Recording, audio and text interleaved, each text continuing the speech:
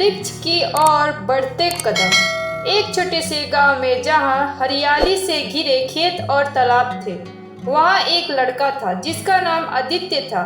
आदित्य की उम्र 15 साल थी और वह बहुत ही उत्साही और खुश मिजाज था। उसे प्रकृति से बेहद प्यार था और उसके दिन का अधिकांश समय वह जंगल में बिताता था, जहां वह पेड़ों और पक्षियों के साथ खेलता और नई नई चीजें खोजता। एक दिन जब आदित्य जंगल की गहराई में जाकर एक पुराना वृक्ष देखने लगा, उसने उस वृक्ष के तने पर एक अजीब सा निशान देखा। वह निशान जैसे किसी पुरानी कथा का हिस्सा लगता था। आदित्य ने सोचा कि यह निशान एक रहस्यमयी कहानी से जुड़ा हो सकता है। उसने तय किया कि वह इस निशान की खोज करेगा और पता लगाएगा कि इसके पीछे क्या राज है। आदित्य ने अपने दादा से इस निशान के बारे में पूछा, जो एक प्रसिद्ध कहानीकार थे। दादा ने आदित्य को बताया कि यह निशान एक प्राचीन कथा का हिस्सा है, जो एक रहस्यमय वृक्ष की कहानी बताता है। इस वृक्ष के बारे में कहा जाता है कि इसके पास एक विशेष पुस्तक छिपी हुई है, जो जीवन के रहस्यों और पुरानी कहानियों से भरी हुई है। दादा ने आदित्य को प्राचीन ग्रंथों और पुरानी कहानियों की किताबें पढ़ने की सलाह दी।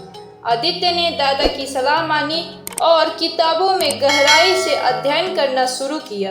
धीरे धीरे उसे उस वृक्ष की पुस्तक के बारे में और अधिक जानकारी मिली और वह जान गया कि यह पुस्तक एक पुराने रहस्यमय जंगल के भीतर कहीं छिपी हुई है। आदित्य ने अपनी खोज की तैयारी की और जंगल की ओर चल पड़ा। जंगल का रास्ता कठिन था और उसे कई चुनौतियों का सामना करना पड़ा, लेकिन उसकी दृढ़ता और उत्साह ने उसे कभी हार मानने नहीं दिया। उसने जंगल के विभिन्न हिस्सों को पार किया, चट्टानों और धाराओं को पार किया और हर कठिनाई को पार करते हुए आगे बढ़ता गया। आदित्य ने देखा कि जंगल में समय समय पर उसे छोटे छोटे संकेत मिलते गए, जो उसे पुस्तक के पास ले जाते थे। यह संकेत पुराने पेड़ों की छाल, चमकदार पत्थर और अद्वितीय वनस्पतियों के रूप में थे। इन संकेतों ने आदित्य को विश्वास दिलाया कि वह सही रास्ता पर है। एक दिन आदित्य ने एक सुनसान गुफा के सामने आकर देखा। गुफा के अंदर उसे एक पुराना चेस्ट मिला, जो लंबे समय से मिट्टी और धूल से ढका हुआ था। आदित्य ने उस चेस्ट को खोला और भीतर उसे एक पुरानी और बेतरतीब सी पुस्तक मिली। पुस्तक के कवर पर अजीब से प्रतीक और चिन्ह थे, जो उसी वृक्ष के निशान से मेल खाते थे। आदित्य ने पुस्तक को खोलकर पढ़ना शुरू किया। उसने देखा कि पुस्तक में कई पुरानी कहानियां और ज्ञान के तत्व थे। हर पृष्ठ पर लिखा था कि इस ज्ञान को सही समय पर और सही उद्देश्य से इस्तेमाल करना चाहिए। आदित्य ने पुस्तक को अपने दादा के पास वापस लाने का प्रयास किया। दादा ने पुस्तक को देखकर उसकी सही महत्व और ज्ञान की गहराई को समझा। दादा ने आदित्य की तारीफ की और कहा कि इस ज्ञान का उपयोग गांव के लोगों के लिए करना चाहिए, ताकि वे भी प्राकृतिक और पुरानी कहानियों से जुड़ सके। आदित्य और दादा ने मिलकर गांव में एक पुस्तकालय खोला, जिसमें इस पुरानी पुस्तक और अन्य कहानियां शामिल थी।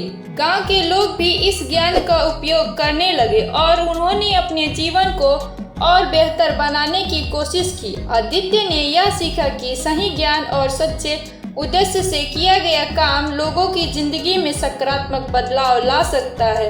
समय के साथ आदित्य और दादा ने अपने ज्ञान को फैलाने का काम जारी रखा।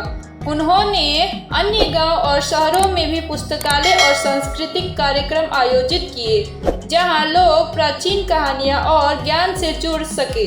आदित्य ने पाया कि इस ज्ञान ने लोगों के जीवन में बहुत बड़ा परिवर्तन किया और उसने महसूस किया कि यही उसकी सबसे बड़ी उपलब्धि है। आदित्य ने अपने जीवन को प्राकृतिक और ज्ञान के प्रति समर्पित किया और हर दिन नए अनुभव और ज्ञान के साथ आगे बढ़ा। उसने समझा कि जीवन में सही दिशा और उद्देश्य के साथ बढ़ते कदम किसी भी रहस्य को सुलझा सकते हैं।